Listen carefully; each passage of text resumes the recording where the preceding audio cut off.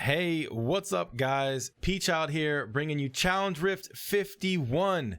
Now before you do this Challenge Rift, remember the start of the season 14 is Friday. You do not want to complete this Challenge Rift before Friday if you're planning on playing the season.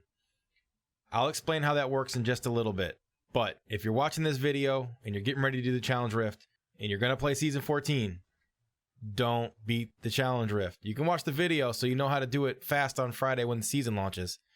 But remember, don't do it. So, with that, let's get in here and check it out.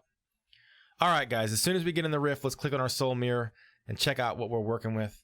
We are playing a Rathma Necro today, and basically the Rathma set is a pet build set, and it kind of focuses around Skeletal Mage, but it does increase damage of all of your minions.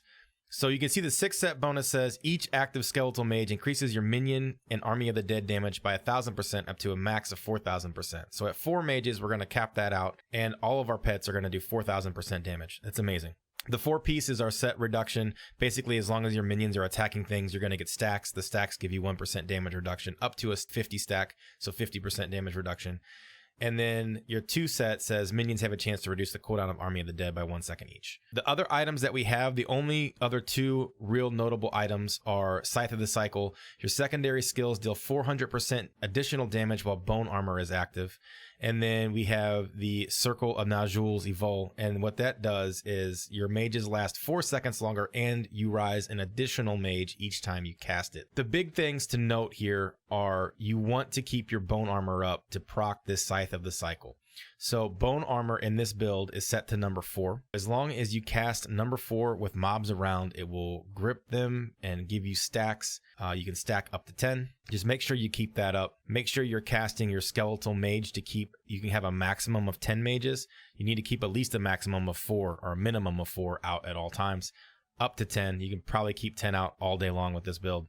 Your Bone Spikes is how you're going to get your essence back. If you start to run low on essence, cast your Bone Spikes. You have Command Skeletons. For this build, you really aren't going to have to use it that much. You can command your skeletons to attack a target. If you were using the Jessith combo, this would be very important. But since we're not using Jessith and we're using Scythe of the Cycle instead, this really isn't that huge. You can command your skeletons to attack elites if you want to, but not a big deal. You shouldn't really have to worry about it too much. Command Golem, basically, this is going to be pretty passive. The Bone Golem's going to fight and kill things for you.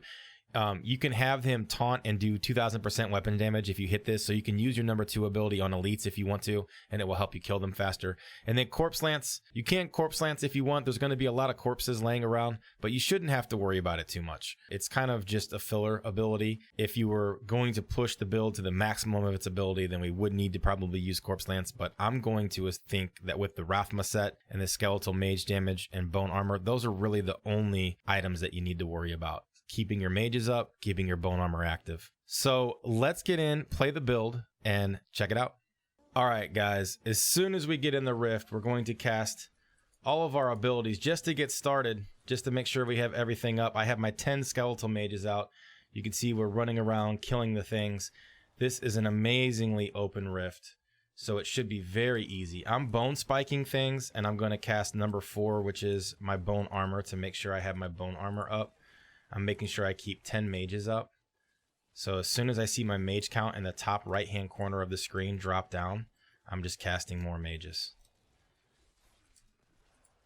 Trying to keep that stack at 10 at all times. Casting Bone Spikes to keep the damage up.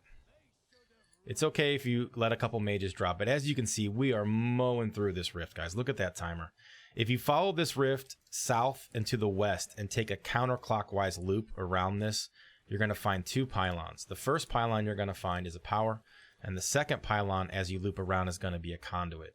So if we make this swoop to the counterclockwise swoop, we won't have to backtrack at all, and it's just an easy run through this Rift level.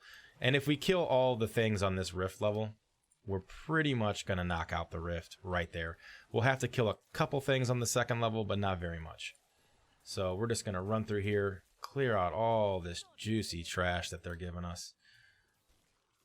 All this juicy trash. We're going to follow this path up to the northeast now. We're not going to take that loop all the way back. We want to get maximum usage out of this conduit pylon. This is the end of the level.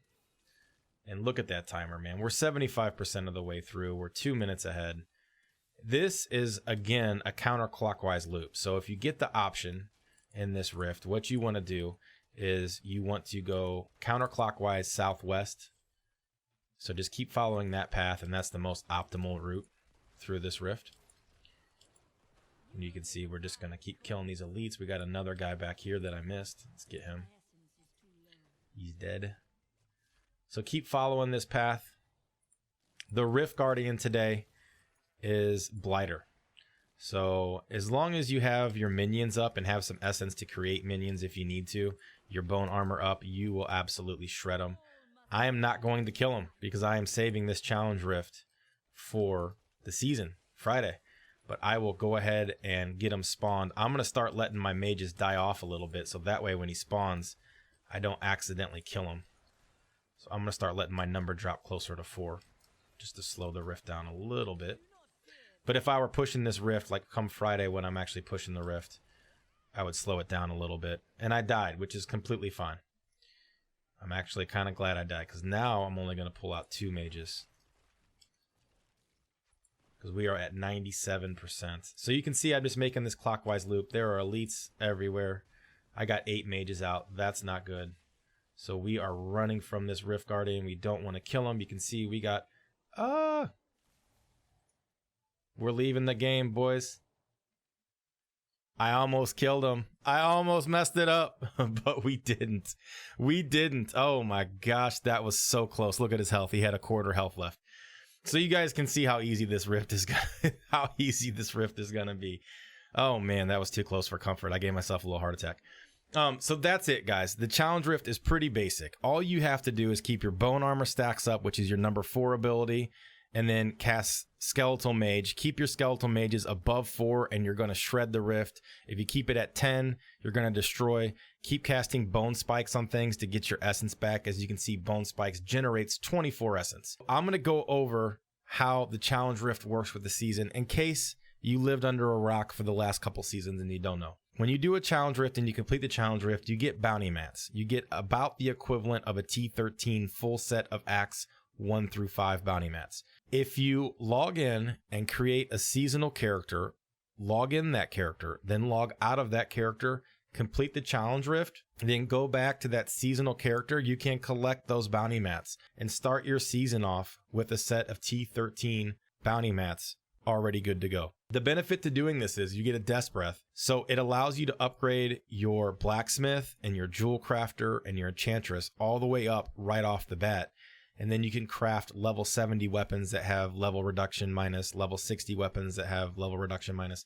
You have the materials to craft all of these things as soon as the season starts and give you a huge advantage in the leveling game, as well as you can reroll some items if you need to also. So it's very huge to start the season off with this bounty, with these bounty mats and the challenge rift. I don't know for sure if you have to create the character first before you claim the bounty mats, before you do the challenge. My pattern in the past has always been create the character, log into the character to make sure that the Diablo servers have recognized that character, log back out, do the challenge rift, and log back in. That process is safe. It works.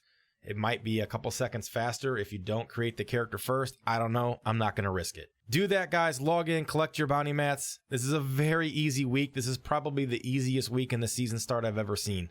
So enjoy. It should be free bounty mats for all of you guys. If you're having trouble with the rift, practice it a couple times before the season starts. Just don't kill the Rift Guardian. If you're having any trouble with this, I stream 7 days a week, Monday through Friday at 9 p.m. Central Time, that's Chicago time, Saturdays and Sundays at 11 p.m. Central.